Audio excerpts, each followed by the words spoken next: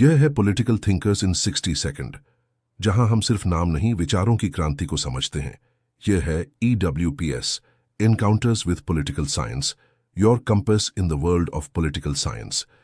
एक ऐसी दुनिया जहां सरकारें इसलिए नहीं बनती कि कुछ लोग अमीर हो जाए, बल्कि इसलिए बनती हैं ताकि हर नागरिक एक नैतिक और खुशहाल जीवन जी सके।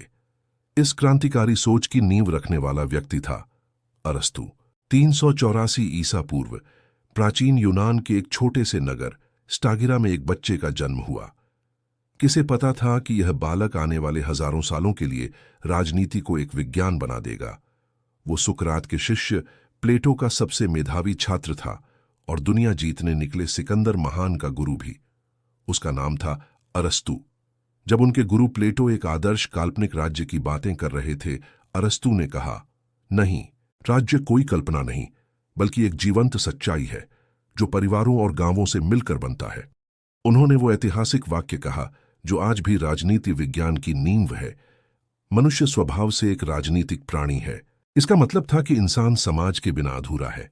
समाज से बाहर रहकर न तो वह अपनी पूरी क्षमता पा सकता है, न ही सच्चा सुख। अरस्तु सिर्फ हवा में बातें नहीं करते थे।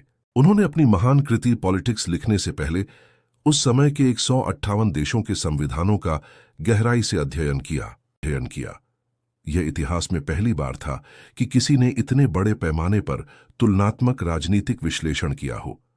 इसी अध्ययन के आधार पर उन्होंने बताया कि सबसे अच्छा शासन वो नहीं जो सिर्फ अमीरों या सिर्फ गरीबों का हो, बल्कि वो है जिसमें एक मजबूत मध्यम वर्ग हो।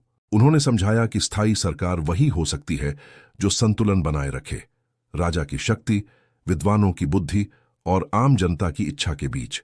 हां, अरस्तु की आलोचना भी हुई। कुछ विचारकों ने कहा कि वो महिलाओं और दासों को लेकर संकीर्ण सोच रखते थे। मैकियावेली ने कहा कि अरस्तु की राजनीति में नैतिकता बहुत ज्यादा थी, जो असल दुनिया में काम नहीं करती।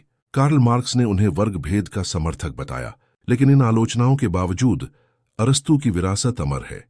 आज जब हम लोकतंत्र, संविधान, कानून का शासन और शक्तियों के बंटवारे की बात करते हैं, तो हम असल में अरस्तु के ही विचारों को आगे बढ़ा रहे होते हैं।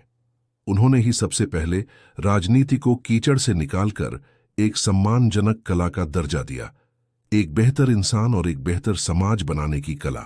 यही वजह है कि हजारों साल बाद भी उन्हें सम्मान से राजनीति विज्ञान का जनक कहा जाता है। अगर आपको राजनीति को इस नई नजर से देखना पसंद आया, तो हमारे चैनल को सब्सक्राइब करना न भूलें। हम यहाँ शोर नहीं, सिर्फ ज्ञान साझा करते हैं। देखने के लिए धन्यवाद।